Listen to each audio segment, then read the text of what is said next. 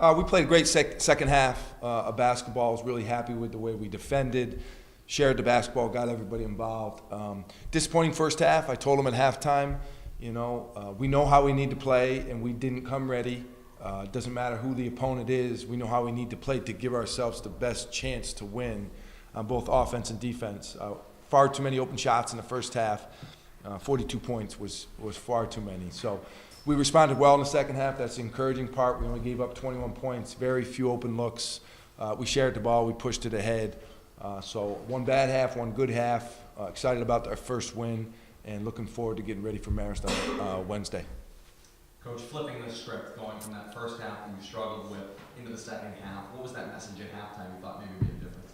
Well, I think it was get back to who we are and stop focusing on the environment or the opponent and focus on what's important. And we know, we're smart enough, we got enough experience now to know how we need to play to have success. So they knew exactly when I talked about it what we needed to do. When I say get back to how we need to play, they know exactly what that is. Now we got to get to the point where I don't have to say it anymore. Or, to be honest, where they're saying it to each other earlier in the game so that we can prevent it from going on too long. So we got to get to that point. Connor double today. You started both games of the season so far. How are you feeling? Another year at the program. How much more comfortable are you with the system and just what your role is and what's expected? I am feeling pretty comfortable now. My teammates are encouraging me in practice. They're always coming over to me and telling me what to do in certain scenarios, and I attribute myself to knowing what to do and just listening and figuring out what to do in certain scenarios. So they're pushing me, and I got to the starting spot because of them. Coach, I asked you this upstairs. Yeah. Just having 5 guys in double figures, you touched on it there, but just you mentioned that you guys are your best when there's that kind of ball. We'll just talk about that. Well, I think that's the way we play. We space the floor, we move the ball, we try and get 2 guys on one, and then we get rid of it and let 4 play 3. And so that's kind of an equal opportunity offensive system. It's fun to play in if the ball is moving and the floor is spaced. And the end result usually is multiple guys scoring, double digits, double figures. So it's a tribute to how well our offense was working in the second half is why we scored 60 points. Brian, you had a nice day on looks today, 8 of 13 from the field, 3 of 6 from three-point land for 23 points. What did you feel like was working today? Just try to stay in attack mode. We kept moving it better in the second half and got open looks for everyone. I just took advantage of my opportunity.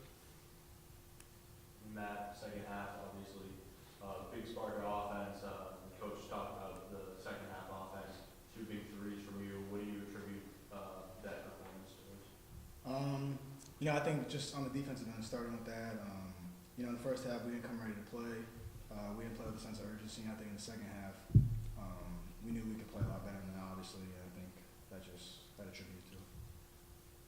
Coach, you guys had the big road trip last year, obviously, with Indiana and Virginia. It was a long trip. Now you get the 6 home games in a row. How much do you think you guys can benefit from that, just being at home for the next couple of weeks? Yeah, I know all my assistant coaches' wives and families are happy. It's going to be much easier on them. That was a tough trip for us. It was a once-in-a-lifetime opportunity to play at Indiana, but it was 8 days, and that takes its toll. So I think our non-conference schedule is a little more advantageous this year. We got the most home games that we've ever had. So it's a good thing if you're playing well and if you're healthy. So obviously we're hoping to be 100% come next week and be healthy. And we got an opportunity here with 5 or 6 home games in a row to really have some early season success and get our confidence going. Marist on deck next week, a team that's very similar, good measuring stick for you.